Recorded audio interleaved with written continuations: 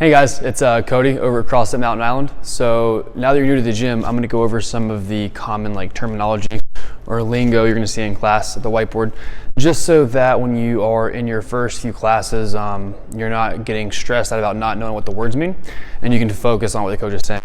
All right, guys. So first off, we have box. So box is a common term that we'll use for a CrossFit gym.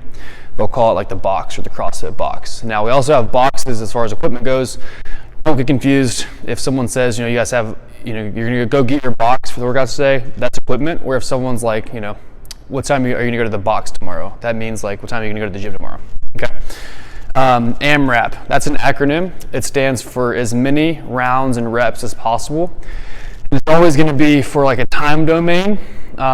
So for example, you might see a workout on the board that says 15 AMRAP. It means for 15 minutes, you're gonna go through whatever movements are listed on the board and get through as many rounds as possible. So a round might be 5 push-ups, 10 sit-ups, 15 squats, and maybe you do that for 15 minutes. So your goal is for the 15 minutes to get as many rounds of 5, 10, 15 as you can with as little rest as possible, okay? WOD stands for workout of the day, okay? EMOM stands for every minute on the minute, all right?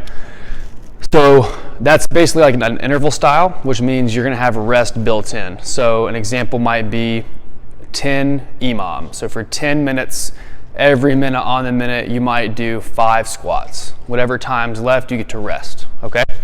Tabata is another interval style. It means 20 seconds on, 10 seconds off, usually for 4 minutes. Sometimes will vary the amount of time you're doing it for, but generally it means you're gonna be working for about 4 minutes with a 20-second work interval and a 10-second rest interval.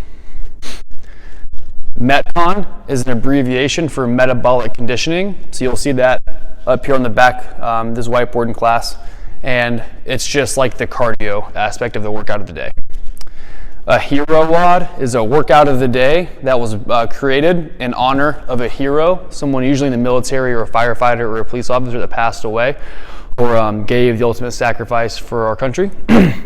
We'll have workouts created in honor of them, and they're usually harder workouts. You may see the girls or benchmark workouts that are named Fran, Karen, Helen, Isabel. Those are just a few examples. And those are just benchmark workouts that we'll do once to twice a year. We'll just do them relatively often as a measuring stick for our fitness. You may only do, for example, Karen, once every couple of years, but if you do it and you record your time and then that's a benchmark, the next time you do it, if you've gotten faster, it's a sign that we've gotten fitter, okay? So if you see a workout with a girl's name, it's probably a benchmark workout. Sets versus reps. So this is really helpful to know because you'll see us doing exercises with sets and rep schemes. The set is always first, and the amount of reps always comes second. So for example, we may be doing 5 sets of 10 reps. So that means that the exercise you're doing, you'll be doing 10 repetitions of. If it was a press, this is a rep, 2, 3, right? And the amount of times we do those reps is the set. Is how many sets we're doing, okay?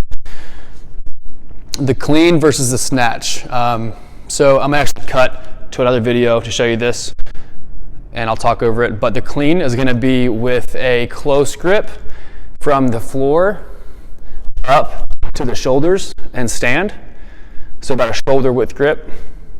The snatch will be a wider grip, usually outside of the shoulders, elbows straight, and the bar or the weight or the exercise will go from the ground to overhead as opposed to your shoulders.